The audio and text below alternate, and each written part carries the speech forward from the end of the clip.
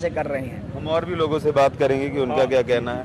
क्या कहना चाहेंगे, आज राष्ट्रपति शासन की आप मांग कर रहे हैं यहाँ पर? देखिए, यहाँ पे राष्ट्रपति शासन की मांग इसलिए की जा रही है क्योंकि पश्चिम बंगाल में पिछले 5 वर्षों से नहीं, पिछले 10 वर्षों, जब से कम से कम कह सकते हैं ममता सरकार आई है, वहाँ पूरी तरह से शासन प्रशासन बिल्कुल खत्म हो चुका है। अब जिस तरह से बांग्लादेशी घुसपैठ है, वहाँ जिस तरह से रोहिंग्या निवासरत हैं, उनके द्वारा जो वहाँ ये कह सकते हैं कि बांग्लादेश नहीं, तालिबानी हरकतें की जा रही हैं, उसके विरुद्ध ये एक जन समूह का एक ज्ञापन है। ये यहाँ किसी दल के लोग नहीं हैं, अलग अलग दलों से भी लोग आए हैं, समाज के बीच के भी लोग आए हैं, सामाजिक कार्यकर्ता भी आए हैं। उन सबकी तरफ से संयुक्त रूप से एक सनातनी की तरफ से ये ज्ञापन है राष्ट्रपति महोदय को, और जन जागरण के लिए ज्ञापन है। किसी सरकार की बात नहीं है कि किसकी सरकार है किसकी नहीं है। जब समाज तैयार हो जाएगा, जब समाज खड़ा हो जाएगा, तब राष्ट्रपति शासन लगता है, क्योंकि समाज को भी पता होना चाहिए कि राष्ट्रपति शासन की मांग की जा रही है तो विषय क्या है, मुद्दा क्या है। इसलिए हम आए हैं आज यह मांग करने कि वहाँ पे एक राष्ट्रपति शासन हो, और निश्चित रूप से इस पर जब समाज खड़ा हो जाएगा तो आने वाले समय में वहाँ नेतृत्व परिवर्तन भी होगा, और राष्ट्रपति शासन यदि लगता है तो वहाँ एक बड़ी कार्रवाई भी होगी। स्थितियां पहले भी वहां पे विकराल थी। जब चुनाव चल रहे थे तब ऐसा माना जा रहा था कि कैलाश विजयवर्गीय पर भी अटैक हो सकता है, और कई हिंदुओं पर ऐसे अटैक हुए पहले भी।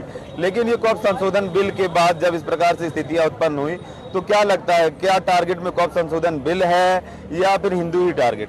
देखिए, आज़ादी के बाद वहाँ कांग्रेस का शासन था, उसके बाद वहाँ कम्युनिस्टों का शासन था। जब से कम्युनिस्ट आई तब से वहाँ आप देखेंगे पूरी तरह से जो सामाजिक था वो परिवर्तन हुआ, समाज में जो डेमोग्राफी चेंज हुआ वो धीरे धीरे आज टीएमसी के शासन काल में इतना बढ़ गया है कि आप बांग्लादेशी घुसपैठ हो, ये रोहिंग्या हो, पूरी तरह से वहाँ कब्जा कर चुके हैं कई क्षेत्रों में। तो आज ये परिवर्तन दिख रहा है। अब बात जहाँ तक कहते हैं कि बिल की, तो बिल तो एक बहाना है। बिल सिर्फ बंगाल में लागू नहीं हो रहा है, पूरे देश में लागू हो रहा है। लेकिन ये दंगे हैं, जो ये फसाद है, जो ये मारामारी है, वो बंगाल में क्यों हो रही है? वो सिर्फ इसलिए हो रही है कि हम मुस्लिम तुष्टीकरण करेंगे, मुस्लिमों का वोट चाहिए, इसलिए पश्चिम बंगाल में सारा खेल हो रहा है। इसमें टीएमसी भी शामिल है, इसमें वामपंथी भी शामिल है, इसमें कांग्रेस पार्टी भी शामिल है। यहाँ ये सारे लोग मिलकर के सिर्फ तुष्टीकरण कर रहे हैं। आप देखते हैं कि कहीं एक घटना होती है, राहुल गांधी, प्रियंका गांधी, सोनिया गांधी के बयान आ जाते हैं, बवाल मच जाता है, पूरे देश में उनका ज्ञापन होता है, वो ट्विटर में ट्रेंड कर रहे होते हैं। लेकिन पश्चिम बंगाल में नरसंहार हो रहा है, लेकिन कोई नहीं बोल रहा। दलित के नाम पे पूरे देश में राजनीति करते हैं, लाल किताब लेके खाली वाली घूमते हैं। लेकिन आप देखेंगे कि दलित के घर में जाकर के 2-2 प्राणियों की हत्या कर दी गई, बाप बेटे मार दिए गए। लेकिन किसी एक बहुजन समाज के व्यक्ति ने, चंद्रशेखर रावण ने, या किसी भी ऐसे व्यक्ति ने जिसने दलित का ठेका लिया हुआ है, जाकर के बोलने के लिए तैयार नहीं है। वहाँ सिर्फ विशुद्ध रूप से इस्लामीकरण की कोशिश हो रही है, वहाँ शरिया कानून लागू करने की कोशिश हो रही है, वहाँ एक तरह से डेमोग्राफी को चेंज करने का प्रयास है, जिसके हम विरुद्ध है। इसलिए हम चाहते हैं कि वहाँ राष्ट्रपति शासन हो, बाद में वहाँ आगे चल के चुनाव हो तो नेतृत्व परिवर्तन हो। एक बात बताइए, जो आपने कहा मुस्लिम तुष्टीकरण की राजनीति हो रही है, सबसे बड़ी बात ये भी निकल कर आती है, प्रधानमंत्री नरेंद्र मोदी का एक पंचर वाला बयान आता है जो कि बहुत ही सुर्खियां बटोरता है। दूसरी तरफ मुस्लिम तुष्टीकरण आप कह रहे हैं वो खुद बोहरा समुदाय से मिलने जा रहे हैं मोदी जी।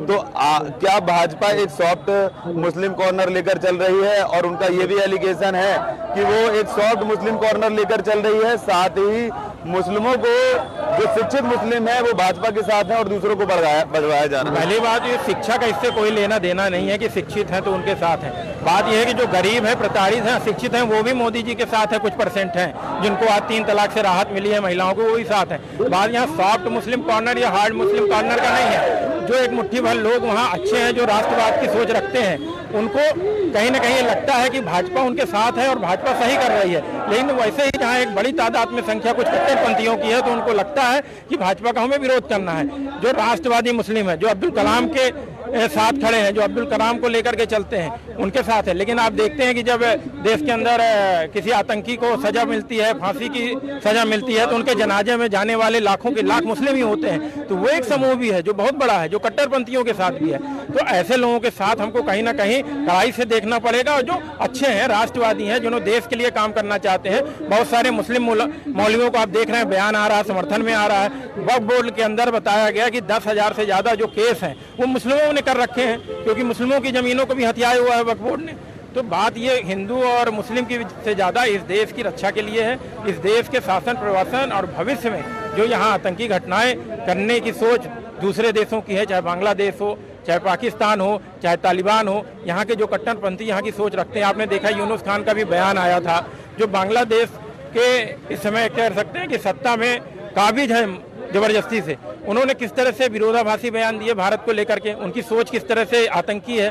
तो इन सबसे रक्षा के लिए जरूरी है कि बॉर्डर हमारा सुरक्षित रहे। और बंगाल जिन परिस्थितियों से आज गुजर रहा है, वहाँ जबरदस्त तरीके से कार्रवाई की जरूरत है, नेतृत्व परिवर्तन की जरूरत है। वहाँ राष्ट्रपति शासन की हमारी मांग है और यह ज्ञापन जन जागरण के लिए है और देश के समाज को खड़ा करने के लिए है। राष्ट्रपति शासन यदि लागू हो जाता है तो स्थिति बदलेगी, या फिर राष्ट्रपति शासन नहीं लागू होता तब क्या करेंगे? देखिए, धारा 370 जब खत्म करने की बात, संशोधित करने की बात हो रही थी, तब ये कहा जा रहा था कि वहाँ क्या परिवर्तन होगा कि नहीं।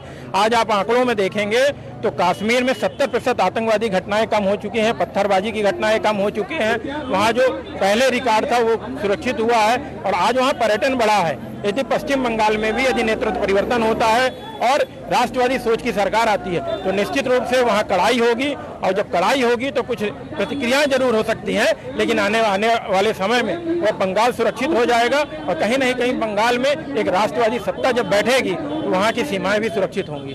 तो ये थे हमारे साथ ब्रजेंद्र गौतम, जिनका कहना है यदि नेतृत्व बदला, परिवर्तन हुआ तो बंगाल की स्थिति